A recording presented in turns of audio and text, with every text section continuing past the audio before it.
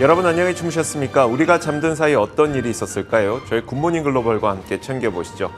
자, 미국 증시가 지금 보시는 것처럼 오랜만에 하락으로 좀 전환이 됐습니다. 지난 4거래일 동안의 상승세를 뒤로 한 채 5거래일 만에 하락된 건데요.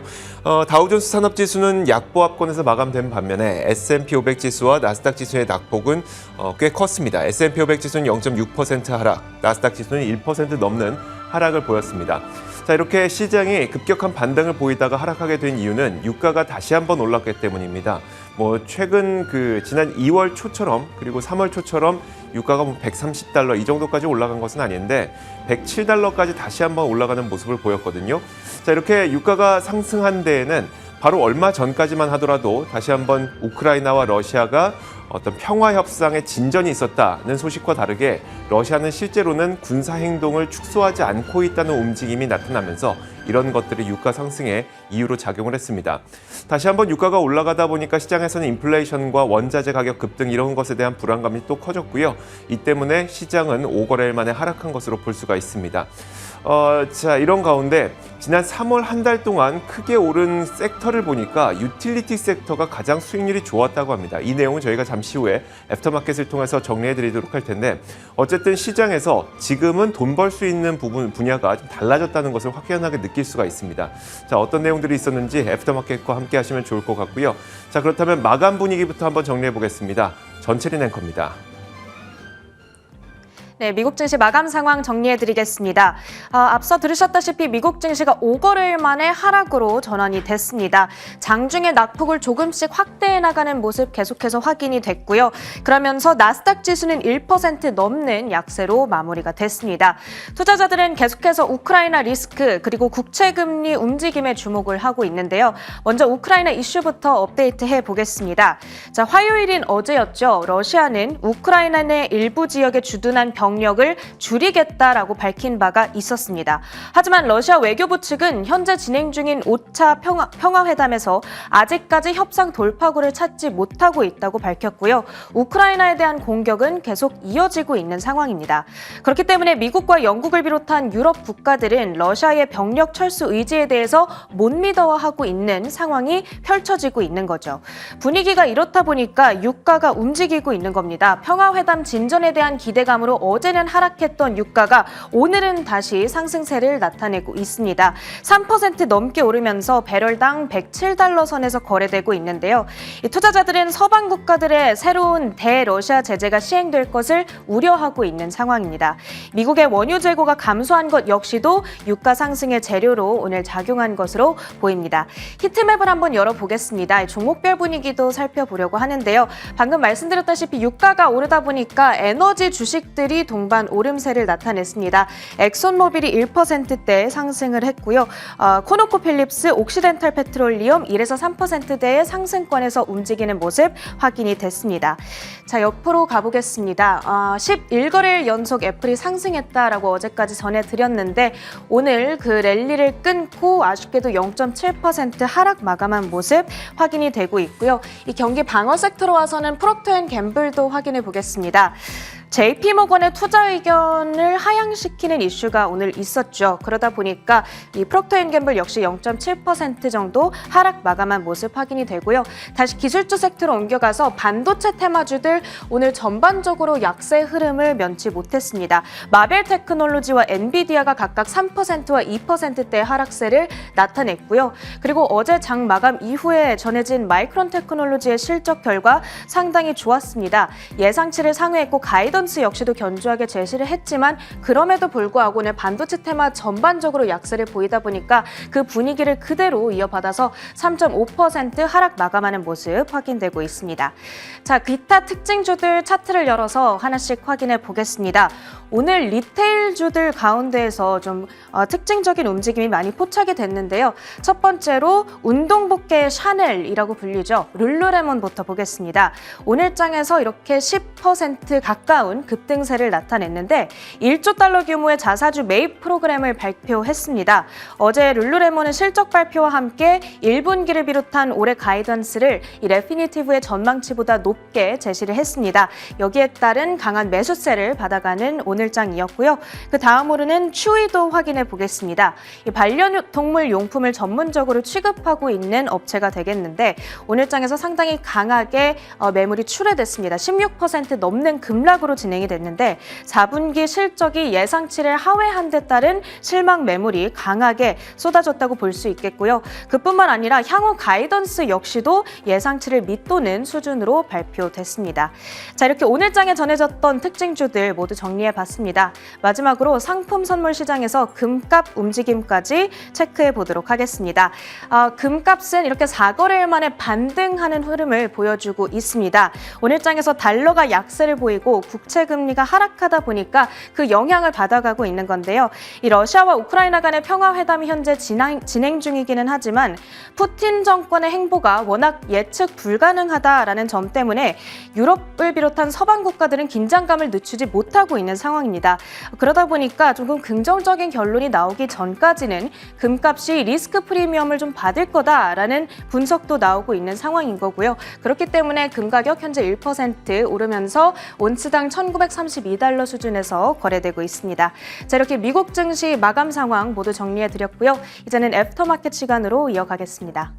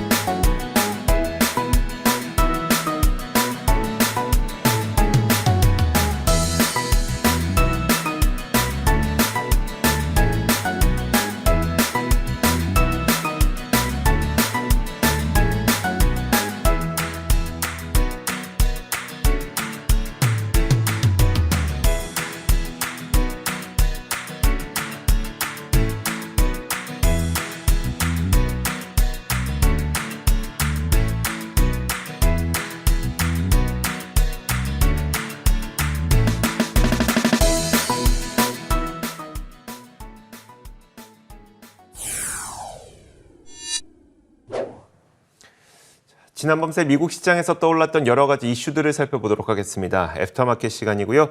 자, 오늘도 앵커들의 이슈픽으로 정리해드리겠습니다. 전채린 앵커 함께합니다. 어서 오세요. 안녕하세요. 네, 안녕하세요. 자, 먼저 첫 번째 키워드부터 한번 볼까요? 첫 번째 키워드는 바로 이겁니다. 보시면요. 자, 지금 우리 투자자들은 CNBC에서 투자자들을 대상으로 설문조사를 했어요. 그냥 네. 투자자는 아니고 한 400여 명 정도 되는 대규모 자금을 운영하고 있는 최고 투자 책임자라든지 아니면 주식 전략가, 포트폴리오 매니저 이런 분들을 대상으로 이 시장 판단에 대해서 설문조사를 했는데 지금 과연 우리 투자자들은 어떤 생각을 갖고 있을까? 여러분들에 대한 이야기가 아니라 전문 투자자들이 어떤 생각을 갖고 있는지 CNBC의 설문조사 결과를 준비해봤습니다. 자, 설문조사 결과를 보니까 지금 투자자들은 높고 안정적인 배당금을 지급하는 주식을 찾고 있는 것으로 나타났습니다. 응답자 가운데 30%가 고배당 주식을 나는 앞으로 매수할 것이다. 이렇게 응답을 했다고 하고요. 이번 설문은 이번 주에 치러진 것이기 때문에 현재 시점을 정확하게 반영하고 있는 결과라고 보시면 됩니다. 그 다음으로 매수할 주식으로는 26% 정도의 응답자가 금융주를 꼽았고요. 고액 자산을 운영하는 투자자들 가운데 4분의 1 정도 가량이 금융주 매수를 현재 고려하고 있는 것으로 나타난 겁니다. 자, 기술주에 대한 매수 고려도 상당히 많았습니다. 응답자 가운데 약 21% 정도가 메가캡 기술주, 우리가 흔히 얘기하는 빅7 주식 정도가 되겠죠. 이 기술주에 대한 매수를 고려하고 있다고 응답했는데 그 다음으로 바로 눈에 띄는 게 있습니다. 더 작지만 고성장 기술주에 대한 매수를 고려할 것이라고 응답한 비율도 13% 정도였거든요. 자, 아무래도 고성장 기술주의 주가가 워낙 크게 하락하면서 좀 합리적인 밸류에이션으로 내려왔다는 의견들이 많이 있는 상황이죠. 그러다 보니까 이런 응답도 많았던 것으로 추정해 볼 수 있습니다. 자, 어쨌든 간에 큰 기술주 그리고 작은 기술주 이런 것들을 모두 합쳐보면 기술주에 대한 매수를 고려하고 있는 투자자도 전체 응답자 가운데 한 33%, 거의 한 3분의 1가량을 차지하고 있는 것으로 나타났기 때문에 이런 그 종목들 그리고 이런 기업들을 투자자들은 현재 매수를 고려하고 있다 이렇게 보시면 될 것 같습니다. 전반적으로 고배당주, 금융주, 그리고 기술주에 대한 투자 심리가 지금부터 좀 살아나지 않을까 네. 이런 기대감을 갖게 되는데요. 사실 이 설문조사가 굉장히 길잖아요. 그 밖에 좀 눈에 띄는 부분들이 또 있었을까요? 한 두 가지 정도 더 있었던 걸로 보이는데요. 첫 번째가 그럼 현재 시장에서 가장 큰 위험 요인이 무엇이냐라고 질문을 했더니 그 가운데 그 가장 많은 비중을 차지했던 부분이 바로 연준이 정책 실수를 하면 어떡하냐 이 부분을 가장 큰 우려 요인으로 꼽았다고 합니다. 이 질문에 대한 응답이 중요한 이유는 이거죠. 앞으로 시장 변동성의 원인이 될 이슈가 뭐냐를 투자자들이 가장 눈여겨보고 있는 게 뭔지를 보여주는 건데 결국은 연준이 어떻게 하느냐에 따라서 시장의 방향은 갈라질 것이다. 이렇게 보면 될 것 같습니다. 앞서 말씀드렸던 것처럼 응답자 중 46%가 연준의 정책 실수가 가장 큰 위험 요인이라고 말했고요. 그리고 33%는 인플레이션이라고 응답했습니다. 그러니까 앞으로 우리는 이 연준의 정책과 그리고 인플레이션이 시장의 방향성을 가르게 될 가장 주된 요인으로 보면 될 것 같고요. 반면에 러시아의 우크라이나 침공이라고 응답한 비율이 11%였었고요. 중국과의 관계라고 답한 비율이 6%밖에 차지하지 않아서 이제는 시장의 지정학적 리스크에 대한 시장의 민감도는 확연히 떨어졌다고 볼 수 있었습니다. 다시 말해서 러시아와 우크라이나 상황이 아직 언제 풀릴지 모릅니다만 이제는 상황이 악화된다고 하더라도 시장이 과거처럼 많이 하락하지는 않을 것으로 보는 게 맞을 것 같고요. 자, 지수에 대한 연말 전망도 물어봤습니다. 58% 정도의 응답자가 현재 수준과 크게 다르지 않을 것이라고 응답했기 때문에 지수의 상단은 좀 막혀 있다는 느낌을 다른 투자자들도 갖고 있는 것 같고요. 36%가 5천선을 넘을 것이라고 답변한 반면에 6%만이 4천선을 하회할 것이라고 응답했습니다.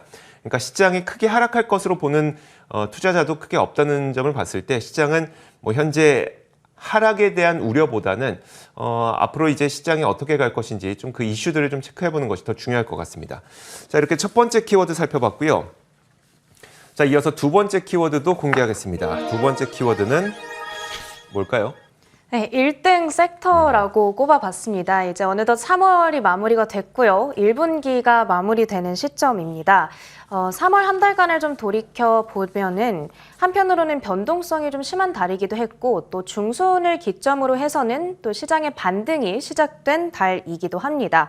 이번 달 과연 어떤 섹터가 가장 강했는지 우리 함께 리뷰를 해보려고 합니다. 먼저 이번 한 달간 11개 섹터의 이 월간 수익률 먼저 그래프로 준비를 해봤습니다. 이 11개 업종을 월간 기준으로 봤을 때 모두 보시다시피 지금 플러스를 기록하고 있습니다. 위에서부터 보시면 임의 소비재가 8% 강하게 상승을 했고요. 의외로 이 전쟁 리스크로 좀 많이 올랐을 줄 알았던 필수 소비재가 1.5% 비교적 저조한 수익률만을 기록하고 있습니다. 바로 아래에 위치한 섹터가 에너지 섹터인데요.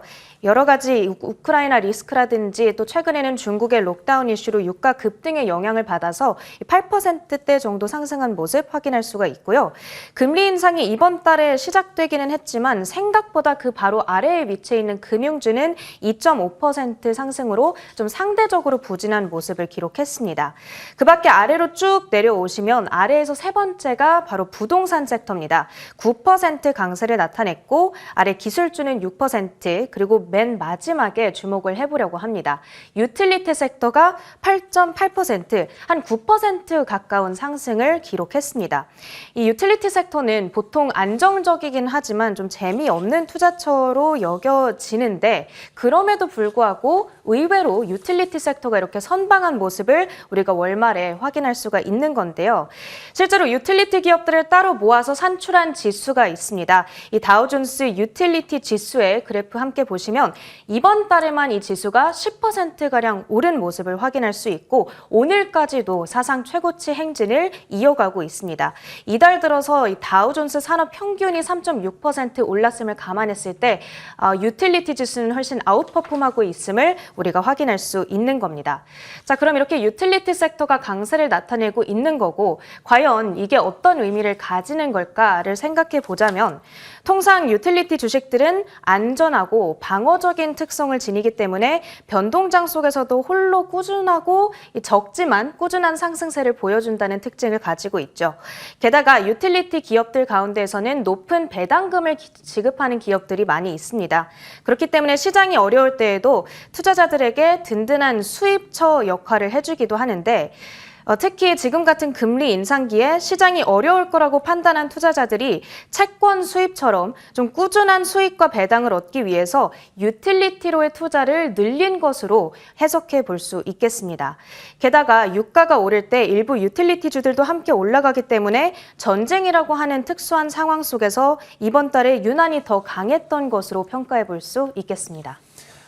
당연히 뭐 에너지 섹터가 가장 강하지 않았을까 생각했겠지만 우리가 생각하는 것과 다르게 의외로 유틸리티 섹터와 그리고 부동산 섹터가 굉장히 잘 올라왔다는 겁니다.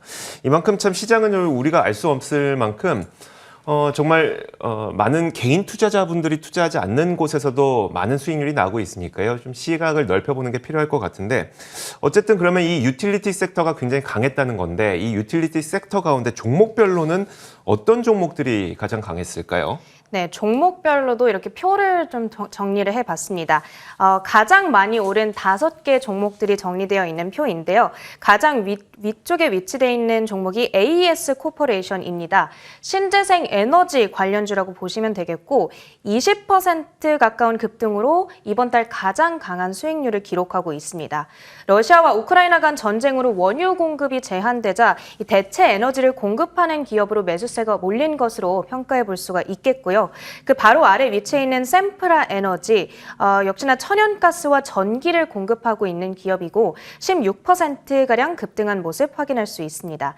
또 아래에 위치한 서던 컴퍼니 역시나 전기 공급을 핵심 사업으로 영위하고 있는 유틸리티 기업이고요. 11.6% 급등한 것이 확인되고 있습니다. 자, 이렇게 종목별로 보더라도 급등한 종목들이 많이 있는데 ETF를 보더라도 굉장히 강하게 상승한 ETF들이 많이 있습니다.